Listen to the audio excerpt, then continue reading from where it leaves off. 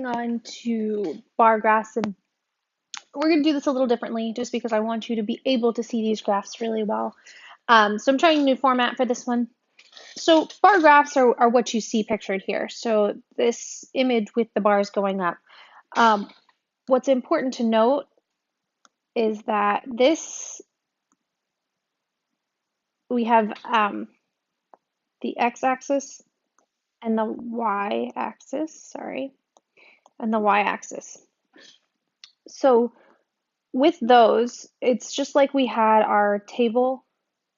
We had an x and a y value, and they match up. Well, here we have x and y values. So we could have something that looks like this in a table as well. We could have dial-up, and the value for dial-up in that first column is, say, 900. So that would be how these would be organized in a table. So that's just kind of putting into perspective on how bar graphs and tables are related. We'll see a little bit more of this as we keep going, but I wanted to make sure I covered that. So let's look at this question that we have here. The number of internet connections of a U.S. town is shown in the bar graph below. White bars represent the connection in 2009, and blue bars represent the connection in 2010. Which type of connections increased by more than 500 from 2009 to 2010? So when we look at this, it says that these white bars represent 2009, while the blue bars represent 2010. So we're comparing the white bars to the blue bars. In this first one, we're looking for it to increase by more than 500 from 2009 to 2010. We can eliminate this first one because as you can see, it went from here to here, so it decreased. So anything with dial-up in the answer, we can cross it out.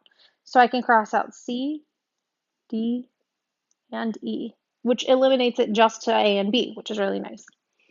So we're looking for an increase of more than 500. So I'm looking at these two, and if I'm looking for something that's more than 500, this doesn't look like it's quite 500. Whereas from this, which is around 500, to over 1,000, that's an increase of 500 or more. So I would say that cable is our answer, so our answer is going to be A. So that's how to do this one.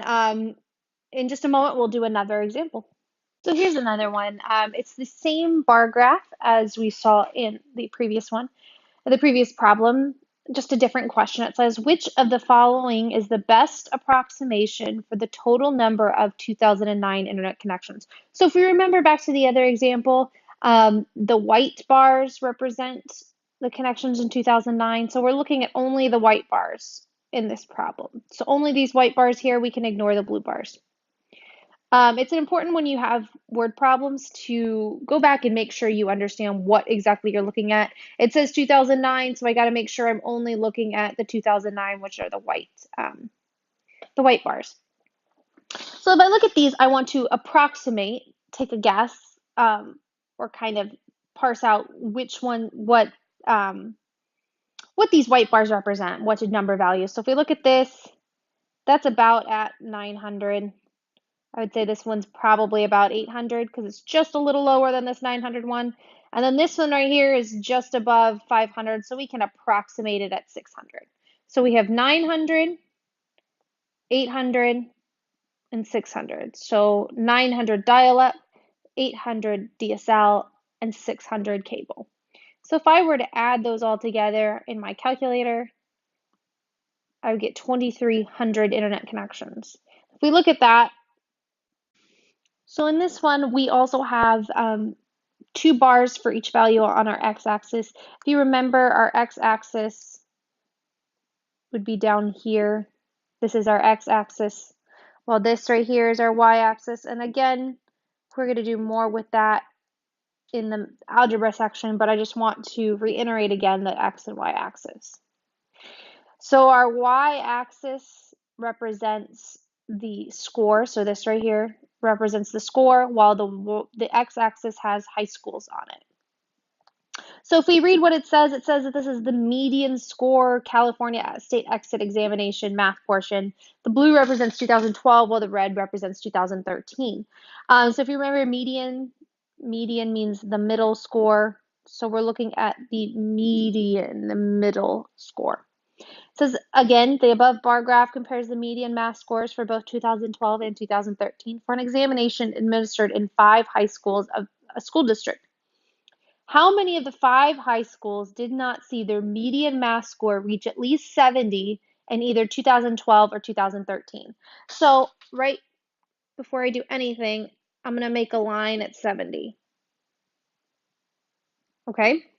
So we're looking for how many high schools are below that line in both 2012 and 2013. So if I'm looking at this first one, Burr High School, those did not reach that 70. Colfax, they both are above 70. Gamer, there's one above 70, one below 70, so that one's not it as well. Gary, they both are above 70. And Wallace, one below 70, one above 70. So there's only one school in which they were not. They were both below 70, so the answer is going to be D.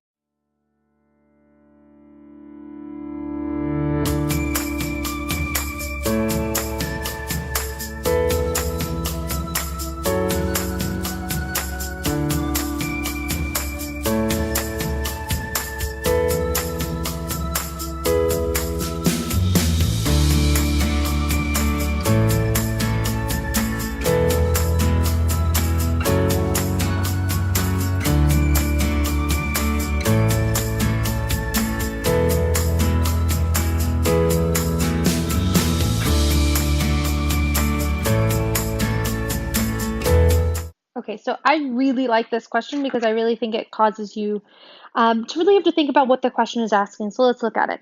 So again, we're looking at median scores on the California State High School graduation exit exam, the math section. It says 3 cousins took the examination this year. Carlos scored a 67, Alberto scored a 70, and Julio scored a 71. All 3 attended the same high school, and all 3 scored below the median for their school. Which high school could they attend? So, what is it asking for? So, we're looking at it. We've kind of dissected it a little bit. So, they want to know which high school they could have attended if all of their scores were below the median for their school. So, 67, Carlos can only go to a school with a median above 67, sorry. So we want all of these numbers, 67, 70, and 71, to be below the median. So if we look at Burr High School, we're looking at a median of about 65. Well, all of these are above 65, so it can't be Burr High School. So we can eliminate B. Colfax High School, all right, so we could look at that, but it's not even in the answer choices, so we know it can't be Colfax is what it's talking about. So we can go ahead and look at Gamer.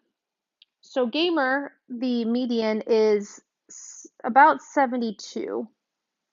And all of these scores are below 72. So Gamer is looking pretty good for us, but let's keep going just to double check the rest of them. Gary High School, we're looking at about a 66 or just above a 66. All of these scores are above that 66, so it can't be Gary, so we can eliminate D. And then Wallace High School, we're looking at about a 69 right here. And that is above Carlos's score, but it's still below Alberto's score and Julio's score. So it can't be Wallace either. So Gamer High School is going to be our